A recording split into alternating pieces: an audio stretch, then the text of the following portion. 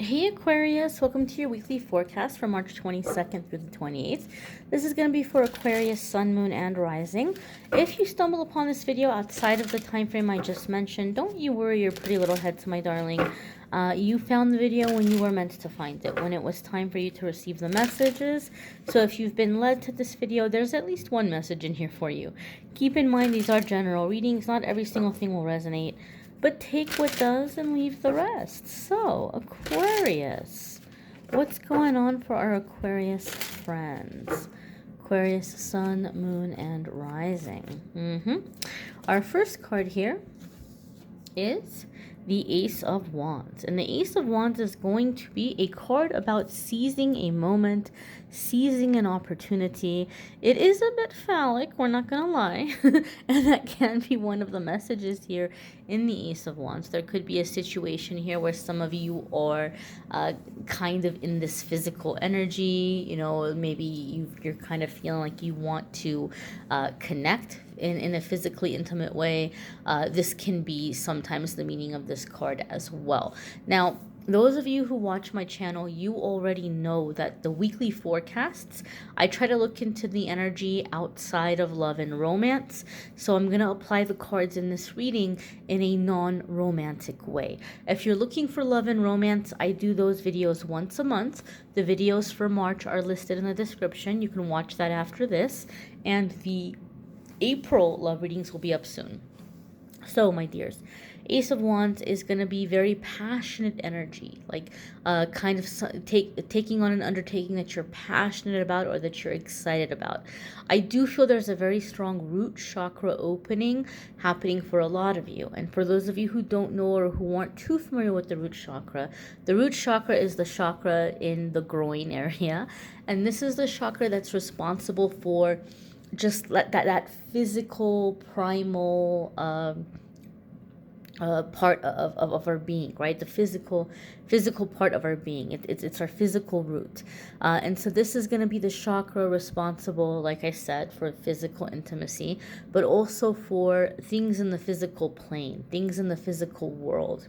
Okay, so money, a lot of times when people have money issues, there's a root chakra block, or people having a hard time with kind of getting grounded. There could be a root chakra block, but I feel that there's an intense unblocking happening for many of you, and many of you might feel that unblocking in a way that kind of makes you a little eager or a little interested in that physical connection. I am not allowed to say the word on YouTube. YouTube has funny little rules right now, even though we're all adults here. But you guys, I think you guys get the feeling of what I'm talking about. Also, Ace of Wands here can be a lot of the times some opportunity is coming in by way of project or business that you might be tempted to turn your nose up at, because you might look at it as, you know, it's just like a temporary thing, or I don't know if it's that big of a deal, and you might kind of be thinking about not, you know, like just that you might be thinking about letting it go by you. But the Ace of Wands is like, look, if you seize a hold of this opportunity, it's gonna grow. It's going to advance into something much bigger. And so there's a message here of don't underestimate, you know, the doors that are opening for you. Don't underestimate the offers that are being made to you, because these have potential for something very long term, something a lot more significant. Just kind of getting the ball rolling, so to speak. The next card here, my dears, is the Ten of Pentacles. And this is a card I want to say that came up also for Libra, if I'm not mistaken. Was it Libra or Sagittarius? You'll have to let me know in the comments. It may have been Sagittarius. Yeah, I think it was Sag. So some of you might have a placement that this is coming up as like a confirmation for you or emphasizing that message. And some of you could be dealing with the Sagittarius because they also got this card. Not necessarily, but you might be. Ten of Pentacles here is abundance, but it's abundance, like long-term abundance, right? So there could be a little opportunity coming in this week for you that's going to lead to big changes in the long run. right? Bigger abundance, bigger opportunity, something that is expanding. Ten of Pentacles is the kind of abundance where we're talking about you have like a legacy, right? It's a legacy here. It's stability for future generations. It's also a card having to do with physical manifestation. Okay, so this is a card about manifesting. This is a card about the things that you've been thinking about, the things that you've been dreaming about are actually coming into the physical world, right before your eyes. So you might see that happening for you this week and the coming weeks, where you're like, oh, I always wanted that, or I was just thinking about something like that, and like, here it is. So you may be manifesting very quickly here when we have the Ten of Pentacles energy. Your next card here, my darlings, is the Ten of Swords.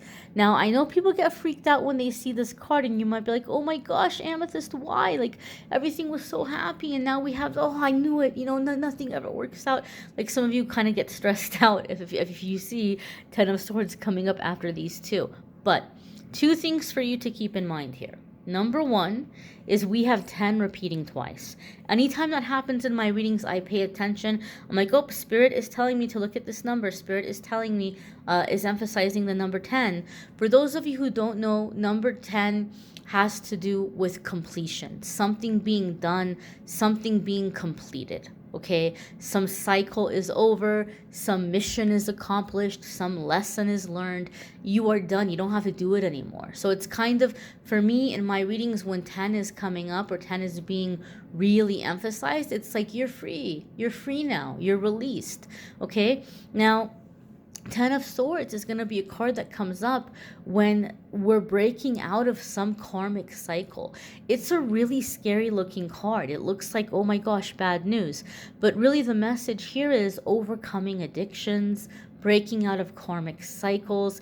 It's like the beast is dead. The beast is done once and for all. So it's actually a card about being released from a heavy energy and being able to move on. Okay, and I've said this in my readings before. It's just what I've seen over the years reading for people. I'm not a Pollyanna kind of person. I'm not trying to be super overly optimistic. But every time I've pulled Ten of Swords for myself or Ten of Swords for one of my clients that I got to read for again, and I got to see what happens in their life over the next few months to a year or so, I've seen that Ten of Swords seems to come up right before a massive shift where really big doors start to open, really big positive changes start to happen. Okay, that's just something I've observed over the years reading for people. So when I see Ten of Swords, I'm like, awesome, like good stuff is coming in. And so a lot of you might be overcoming some self-medication tendencies, overcoming addictions, breaking out of a karmic cycle where you've been going round and round. I feel this is especially true, Aquarius, for any of you who have kept wanting to cut a certain person out of your life. But what it feels like to me is like people who have this cycle where they move away from a place and they end up right back there.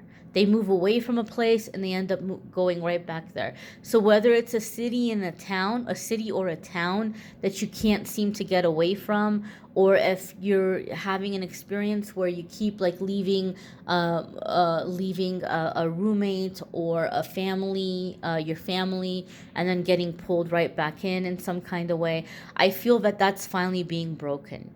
Right? There's like this independence, there's this flow, and a sense of freedom. Your next card here, Aquarius, is the Four of Swords. This also came up for Scorpio, so some of you may have a Scorpio placement, and this could be a confirmation for you again with that message there. For Scorpio, I got a feeling of like travel and time away. For those of you that don't know, Four of Swords is going to be a card having to do with separation, like taking a break. And I've always said that for me in my readings, when the Four of Swords comes up, you have emotionally, mentally, sometimes even physically and spiritually been through the ringer. You have been through a lot, and you need this time out. You need to just kind of disconnect and rest, okay?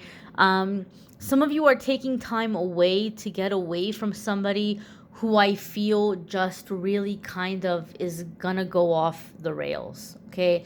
And when I say off the rails, I feel like there might be someone that you've been helping a lot, or you've been doing a lot for this person, and they might kind of explode in like this really massive victim mentality, like poor me, woe is me, um, you know, uh, like I'm not getting enough. And some of you are like, oh my gosh, like I don't know what more I could do for you. I don't know how more I could help you. That's why I feel like this is a family situation, because typically, I mean, Aquarius, don't get me wrong, regardless of what sign you are, any sign could get caught up in a dysfunctional relationship, or end up with like a karmic partner they have a hard time releasing. Any sign could do that. But Aquarius, a lot of you, because you have that air sign energy, at least people who come to me for readings, I don't have many Aquarius come to me for readings where they're dealing with someone who's bad news and can't seem to let them go. And for that reason, I feel like this is more so family, right? Because it's hard. It's hard to walk away from family sometimes. It's hard to tell, people we grew up with or family members that we're not going to be there for them anymore. But I feel like this person is just like you're feeling really insulted.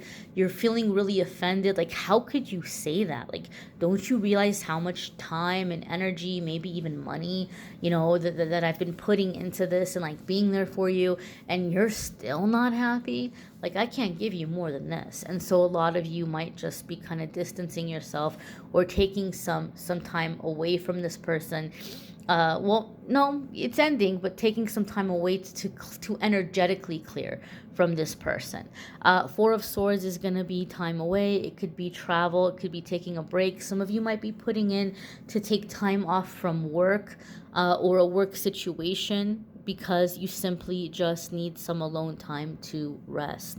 I feel that there's some kind of sanctuary as well that some of you are feeling a desire to go to, or um uh visit. Okay, I feel like a sense of like sanctuary. So I don't know if you're wanting to go somewhere where they have like sound baths or like special kinds of spiritual baths or something, but I feel there might be some kind of a spiritual retreat for some of you as well. You may want to check out your moon sign and rising sign videos. Some weeks are going to resonate with you more than others. You may need a private reading, which I'm more than happy to do for you. If you want to go to calendly.com/amethystangelite, you can schedule a private reading with me there. Love readings for April will be up soon, and the March ones are available to watch now if you haven't already. Also linked in the description. I appreciate you guys so much. Thank you for watching, liking, sharing, commenting, and subscribing. Bye, my darlings.